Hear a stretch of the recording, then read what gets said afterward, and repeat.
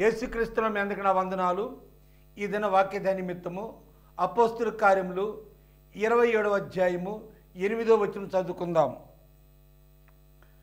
బహు కష్టపడి దానిని దాటి మంచి రేవులైన స్థలమునకు చేరితిమి. దాని దగ్గర లెసైన పట్టణముండెను. దేవునికి స్తోత్రం. హల్లెలూయా, హల్లెలూయా, హల్లెలూయా, స్తోత్రం. Shalom, Maranatha. మీ అందరికీ ప్రత్యేకమైన వందనాలు తెలియజేస్తున్నాను.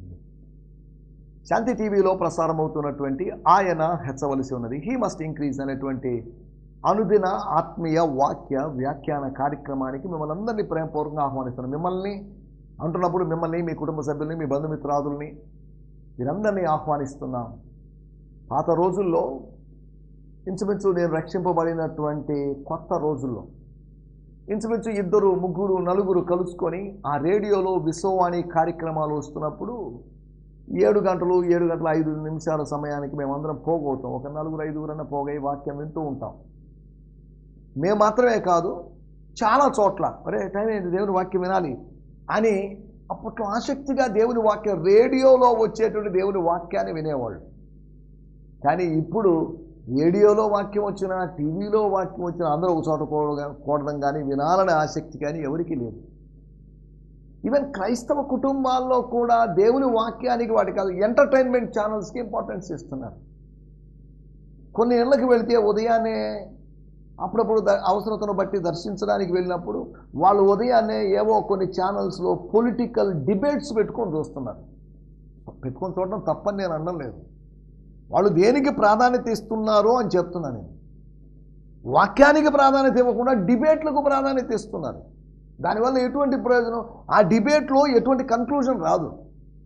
వాళ్ళు ఒకటని, వీళ్ళు ఒకటని, ఆ పార్టీ వాళ్ళు ఒకటని, ఈ పార్టీ వాళ్ళు, వినే వాళ్ళకి పిచ్చి పట్టినట్టుగా ఉన్న పరిస్థితి అది. కొంతమంది ఆటలు పెట్టుకునేవాళ్ళు, స్పోర్ట్స్, లేకపోతే క్రికెటో లేకపోతే ఇంకోటో అలా పెట్టుకొని చూసుకునేవాళ్ళు.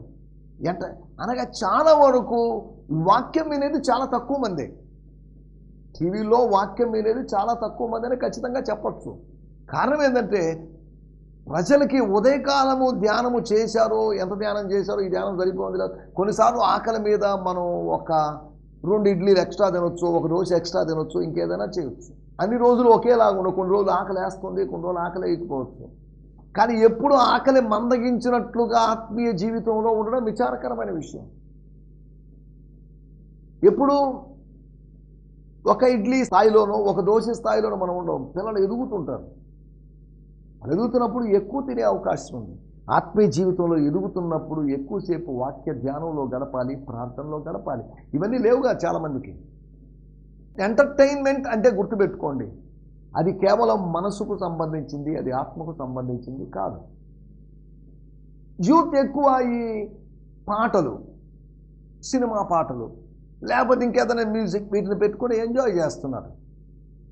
అది ఆ యవన దేహములో లేకపోతే ఉడుకు రక్తంలో, ఆ బాడీలో, యంగ్ బ్లడ్లో మనసును రంజింపజేసుకుంటూ, వాళ్ళ శరీరము యాక్టివ్గా ఉంది, వాళ్ళ యొక్క మనసు యాక్టివ్గా ఉంది, ఆత్మ యాక్టివ్గా లేదు.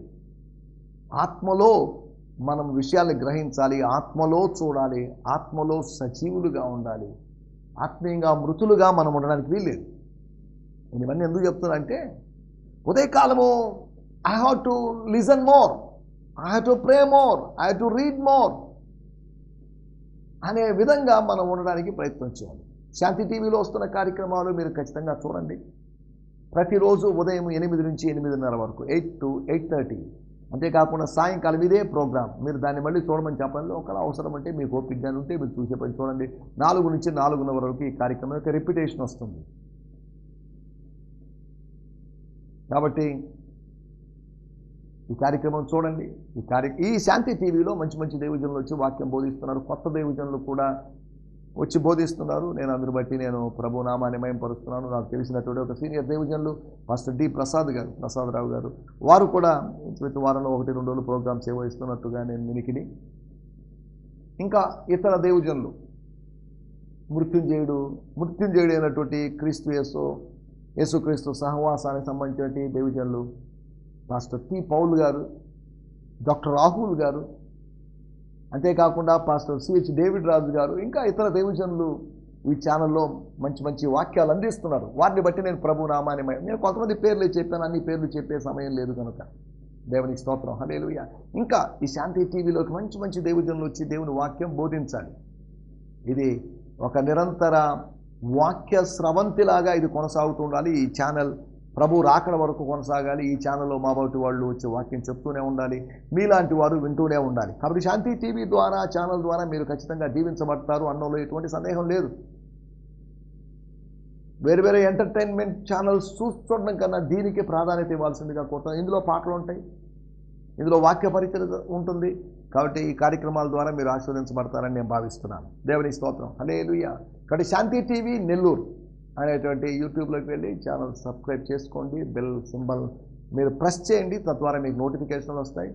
మీరు ఒకవేళ అప్పటికప్పుడే మీరు చూడకపోయినా కానీ ఇవన్నీ అప్లోడ్ అవుతాయి కనుక యూట్యూబ్లో తర్వాత అయినా మిమ్మల్ని మీరు నిదానంగా చూడవచ్చు. దేవుని స్తోత్రం, హల్లెలూయా. గత 5 సంవత్సరాలుగా ఈ టీవీలో కార్యక్రమాలు చేయడానికి ప్రభువు నాకు సహాయం చేస్తున్నాడు. దీనికి కావాల్సిన ఆర్థిక వనరులని ప్రభువు నాకు అనుగ్రహిస్తున్నాడు. నాకెవరు స్పాన్సర్స్ కావాలని నేను ఎప్పుడు ఎవరిని అభ్యర్థించింది లేదు.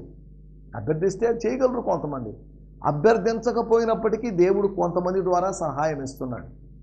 నేను చెల్లించాల్సిన బకాయిలు ఇంకా ఉన్నాయి, చెల్లించాల్సిన అవసరం ఉంది. దేవుడు దానికి కావాల్సిన నిధులు అనుగ్రహించినట్లుగా మీరు ప్రత్యేకంగా ప్రార్థించాల్సిందిగా కోరుతున్నాను. కొంతమంది ప్రార్థించమని కోరారు, వారిని బట్టి నేను ప్రభు నామాన్ని మహిమపరుస్తున్నాను. గత దినాల్లో సోదరి సరిత గారు వారు కావల నుంచి కాల్ చేశారు. వారి కుమార్తె విషయం ప్రార్థన చేయమని కోరారు. జోనాని అనేది పాప, ఆ పాపను ప్రభు దర్శించాడు, స్వస్థపరిచాడు. కానీ నా ప్రార్థన ద్వారా ఏదో జరుగుతుందని చెప్పుకోవడం లేదండి, దయచేసి జ్ఞాపకం చేసుకోండి. ప్రార్థించేవాడి గొప్పతనం ఏం లేదు, ప్రార్థన వినేవాడి గొప్పతనమే ఉంది. ప్రార్థన వినేవాడు ప్రభు, ప్రార్థన ఆలకించేవాడు ప్రభు. కీర్తనకారుడు చెప్పినట్లుగా ప్రార్థన ఆలకించువాడా సర్వశరీరులు నీ యొద్దకు వస్తున్నారు. ఈరోజు వచ్చారు, నిన్న వచ్చారు, రేపు వస్తారు వాళ్ళు. ప్రార్థన ఆలకించే దేవుడు ఒక ఆయన ఉన్నాడు. ఆయన ఎవరి ప్రార్థన అయినా ఆలకించి జవాబును ఇస్తాడు. దేవుని స్తోత్రం. ప్రార్థన విననేరకూడనట్లు ఆయన చెవులు మందం కాలేదు.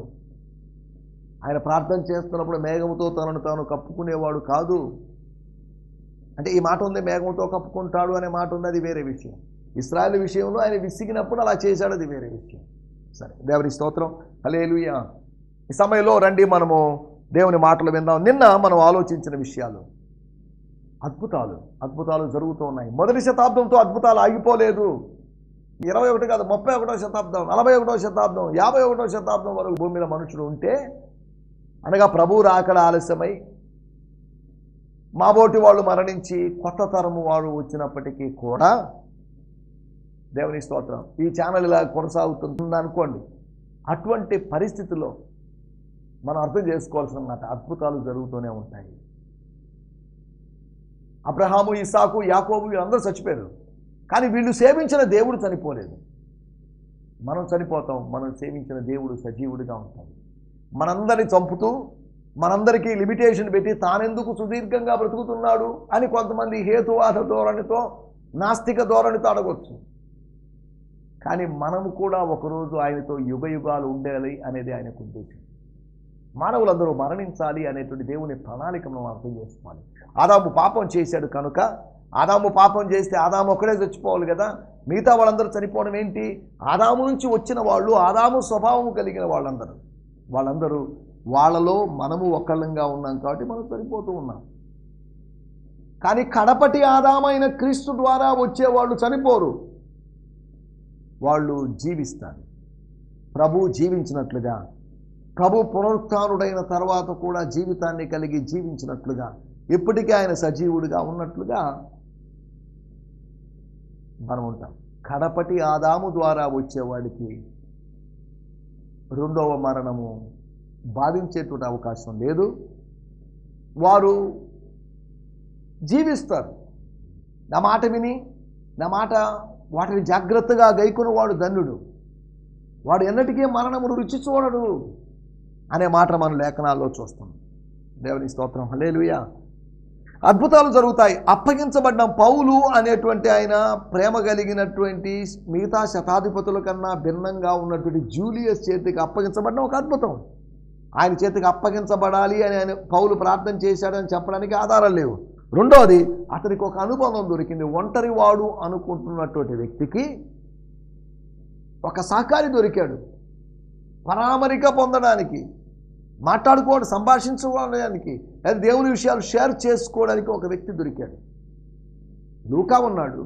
లూకా ఉన్నప్పటికీ ఒకప్పుడు తనతో పాటు ఎవరో ఒకరు ఉండేవాళ్ళు. ఇప్పుడు 270 మందికి పైగా ఖైదీలు ఉన్నప్పటికీ కూడా ఈ ఖైదీలు రక్షణ లేని ఖైదీలు కాదు, కానీ ఆయన ఆదరణ రక్షింపబడిన ఒక వ్యక్తి ద్వారా అతనికి ఆదరణ కలిగింది. అతను ఉండాలి, అతను ఉన్నందుకు దేవునికి స్తోత్రం అన్నట్టుగా పౌలు భావించుండొచ్చు. రెండో విషయం, మనం ఆలోచించిన విషయం, అతను ఒక అనుబంధాన్ని పొందాడని. మూడో విషయం, అతను అనుమతి పొందాడని. He was granted with a special favour, special kindness. పౌలు గారికి ఇచ్చినట్టుగా మిగతా వారికి ఎవరికి అనుమతి ఇవ్వలేదు. దేవుని స్తోత్రం. పౌలు గారికి రోమా పౌరసత్వం ఉంది కాబట్టి అలా ఇచ్చాడు అని వ్యాఖ్యానించడానికి కూడా వీల్లేదు. ఎందుకో మరి హీ గాట్ స్పెషల్ గ్రేస్. మనకేదో ఉండడాన్ని బట్టి మనం కృపను పొందాం. ఏమీ లేదు కాబట్టి కృపను పొందొచ్చు. మనల్ని కనికరించాలనుకున్నాడు కాబట్టి మనం కనికరించబడుతున్నాం. అంతవరకే తప్ప నేనేదో చేశాను, నేనేదో ప్రార్థన చేశాను, నేనేదో ఉపవాసం ఉన్నాను, దానివల్ల ఈ కనికరము, ఈ కృప అనుకొని మనం చెప్పుకొని మనల్ని మనం వంచుకోకూడదు. మూడో విషయము, అతడు ఆశ్రయాన్ని పొందాడు. అతడు అప్పగించబడ్డాడు, అతడు అనుబంధాన్ని పొందాడు, అతడు అనుమతిని పొందాడు, అతడు ఆశ్రయాన్ని పొందాడు. అతనితో పాటు ఉన్న వాళ్ళందరూ సేఫ్ ప్లేస్లోకి వచ్చారు.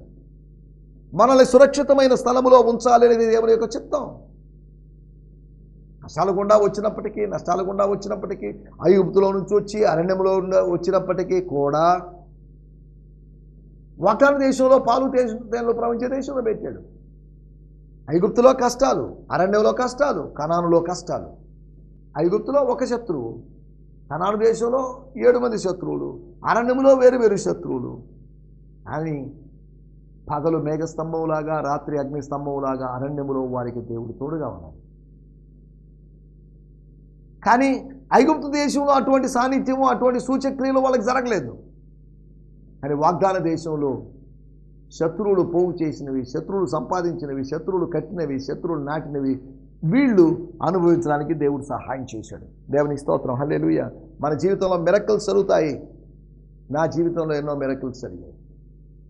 మీ జీవితంలో కూడా, ప్రతి వ్యక్తి జీవితంలో ఈ అద్భుతాలు అనేవి గుర్తించబడకుండానే జరుగుతాయి. అద్భుతములు చేసేటువంటి దేవుడు చేస్తూనే ఉంటాడు.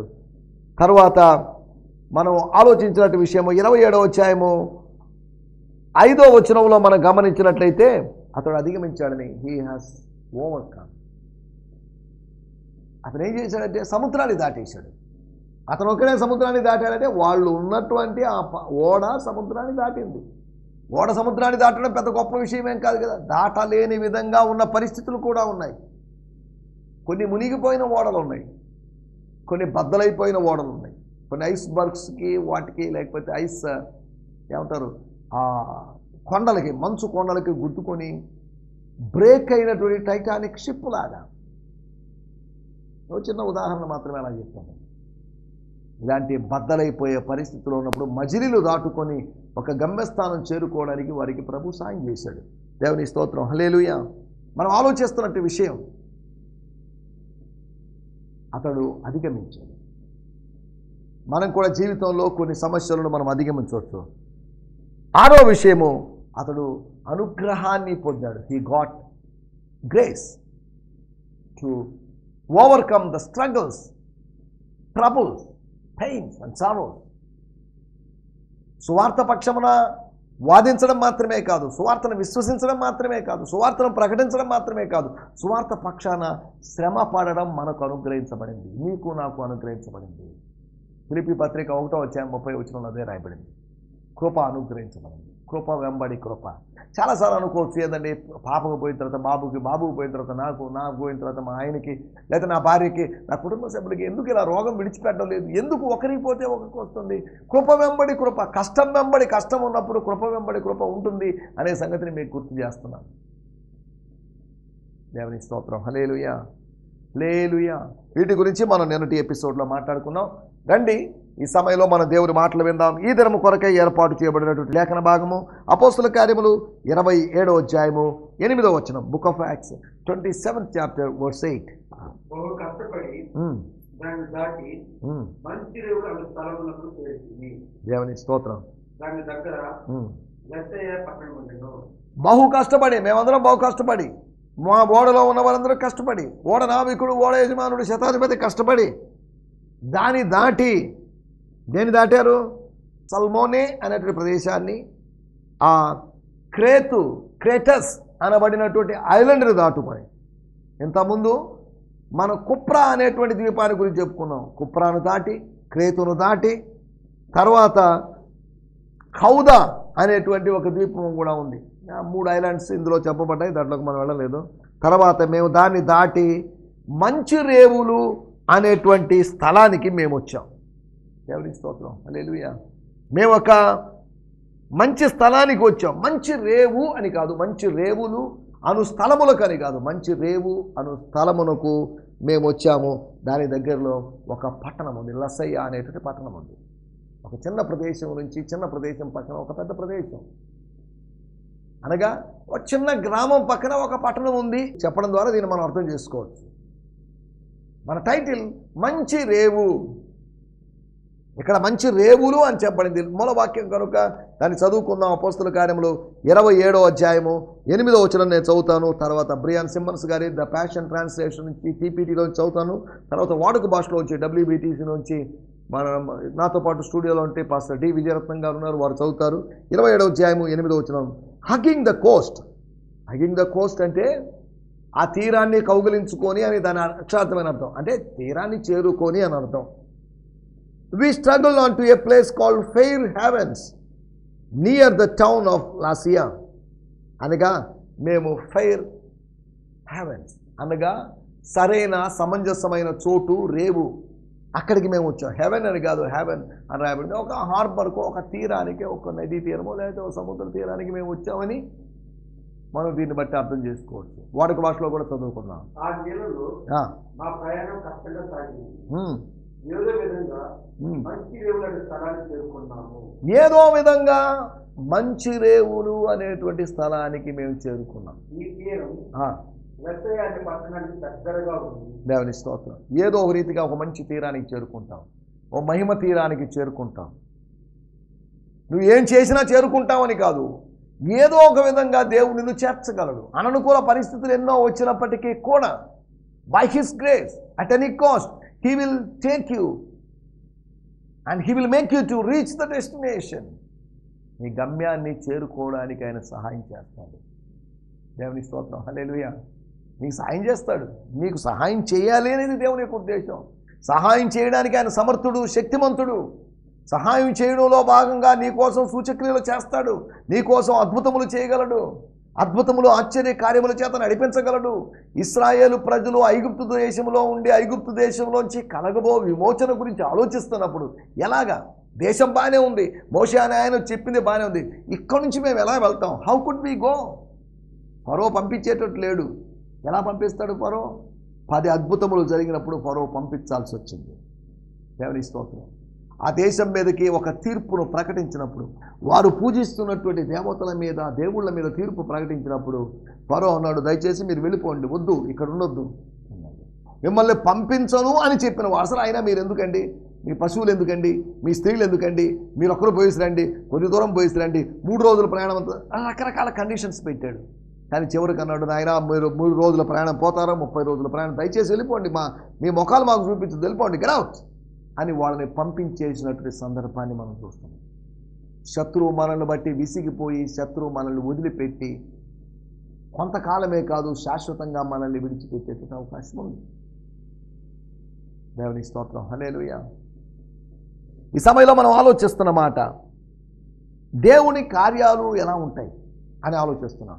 ఈ అధ్యాయం మొత్తం, ఈ ప్రయాణం మొత్తంలో, లేకపోతే ఈ మజిలీలు చేరుకుంటున్నటువంటి, మజిలీలు దాటుకొని గమ్యం చేరుకునేటువంటి పరిస్థితుల మధ్యలో స్తోత్రం, హల్లెలూయా, దేవుడు మనకు ఎలా సహాయపడగలడు?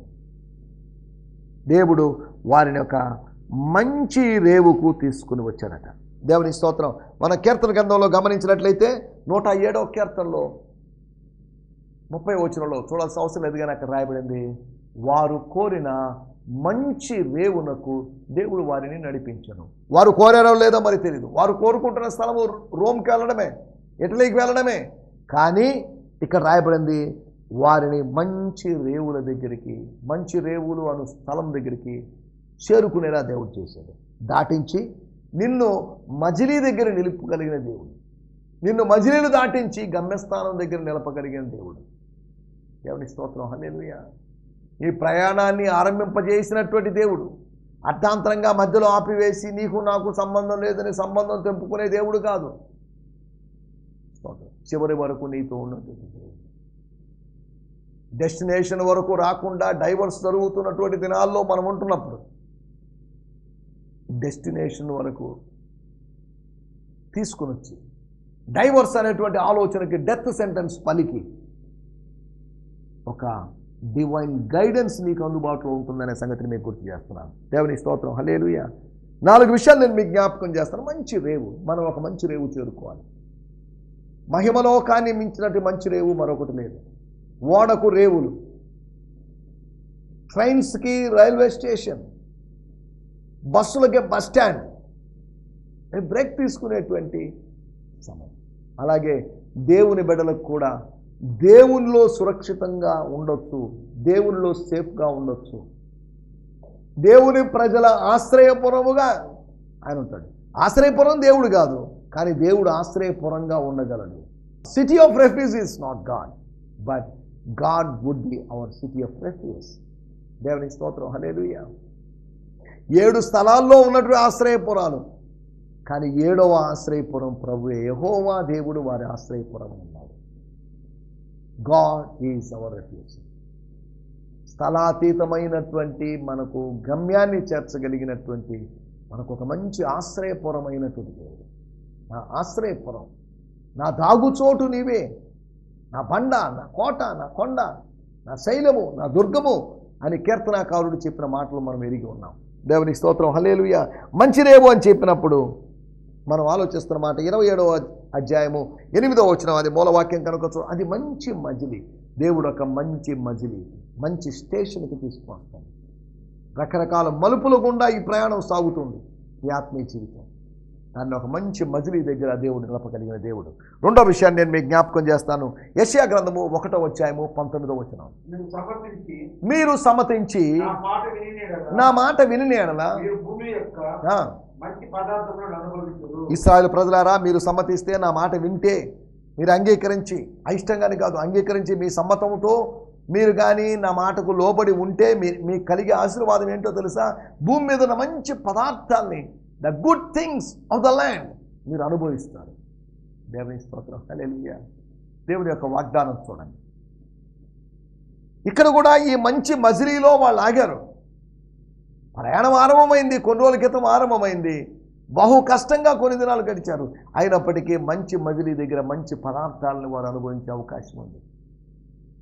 ఓఎం అనేటువంటి సంస్థ, ఆపరేషన్ మొబైలైజేషన్ అనే సంస్థ వారికి 2 ఓడలు ఉన్నాయి. వారు ఈ ఓడలో సముద్ర తీర ప్రాంతాలంతా ప్రయాణిస్తుంటారు, వేరు వేరు చోట్ల ఆగుతుంటారు. ఆగినప్పుడు అక్కడ దిగి లేదా బయట ఆ ప్రదేశాల్లో బుక్స్ అమ్ముకునేవాళ్ళు, లేకపోతే వెళ్ళి షాపింగ్ చేసేవాళ్ళు, ఇటువంటి వాళ్ళు ఉంటారు. ఎందుకు చెప్తున్నానంటే, అలాగే మంచి పదార్థాలను అనుభవించేటువంటి చోటుకి, గుడ్ థింగ్స్ని అనుభవించే చోటు దేవుడు నిలబెడతాడు. దేవునికి స్తోత్రం. 3వ విషయాన్ని నేను మీకు జ్ఞాపకం చేస్తాను. 27వ అధ్యాయము 10వ వచనం. అయలారా,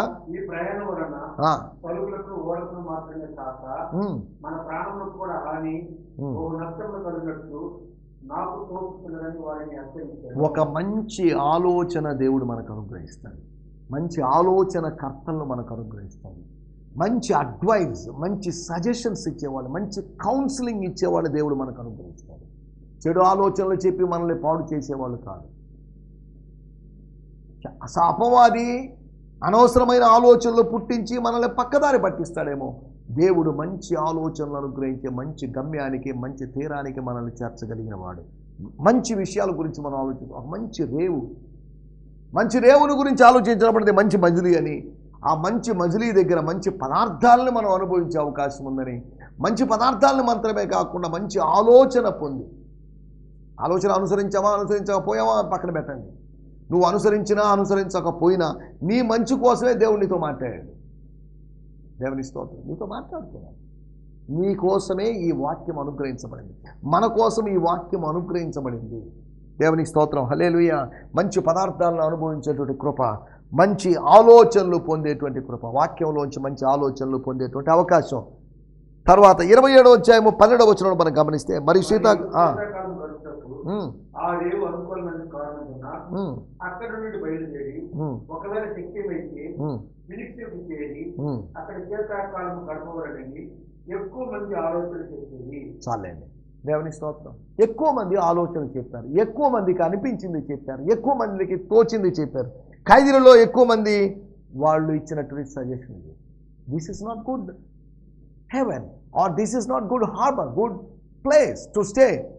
దీనికన్నా మరింత శ్రేష్టమైనటువంటి ఒక ప్రదేశం ఉంది. ఫినిక్స్. ఫినిక్స్ దగ్గర, ఫినిక్స్ అంటున్నప్పుడు గ్రీకు మిథాలజీలో, గ్రీకు యొక్క పురాణాల్లో ఫినిక్స్ అనేటువంటి ఒక పక్షి ఉంది. ఈ పక్షికి సంబంధించిన మాట కాదండి ఇది. ఫినిక్స్ అనే మాట వచ్చింది కాబట్టి నేను ఒక మాట అంటున్నానండి. ఫినిక్స్ అనే పక్షి మంటల్లోకి వెళ్ళిపోయి కాలి బూడిదైపోయి ఆ బూడిదలోంచి మరలా తిరిగి పునర్జీవనం పొందుతుందని వాళ్ళ గ్రీక్ మిథాలజీలో ఉంది. దాంట్లో మనం వెళ్ళలేదు. దీనికి రెఫరెన్స్లు బైబిల్లో చూపించాలంటే నేను చూపించలేను. మనం ఆలోచిస్తున్న విషయము ఒక మంచి ప్లేస్, మంచి స్థలం, మరింత మంచి స్థలం.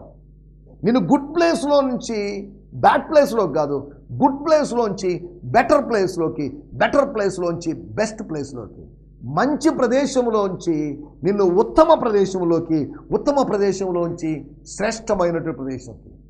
దేవుని స్తోత్రం. హల్లెలూయా. మరి ఇక్కడ ఆలోచిస్తున్న మాటలు నేను ఇక్కడ ముగించేస్తున్నాను. మంచి రేవునకు నడిపించేటువంటి మంచి దేవుడు. స్తోత్రం. హల్లెలూయా. ఒక మంచి మజిలీ దగ్గర నిలిపాడు ఆ ఖైదీలని.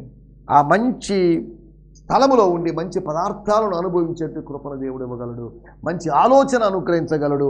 అంతేకాకుండా మరింత మంచి స్థలంలోకి నిన్ను నిలబెట్టగలడు. మరింత మంచి స్థలం, భూమి కన్నా, లేదా నెల్లూరు కన్నా, లేకపోతే అమెరికా కన్నా, లేకపోతే ఇంకేదైనా స్థలము కన్నా, పలానా ఊరు మంచిది అనుకుంటే ఆ ఊరు కన్నా శ్రేష్టమైన స్థలములో దేవుడు మనల్ని ఉంచగలడు.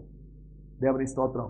కాబట్టి ఆ మంచి దేవుణ్ణి కొనియాడుతూ, మంచి రేవుని బట్టి దేవుని స్తుతిస్తూ ముందుకు సాగడానికి ప్రభు మనకు కృపను అనుగ్రహించునుగాక. ఆమేన్. హల్లెలూయా. హల్లెలూయా. ఈ సందేశము మీకు ఆశీర్వాదకరంగా ఉందని నమ్ముచున్నాము.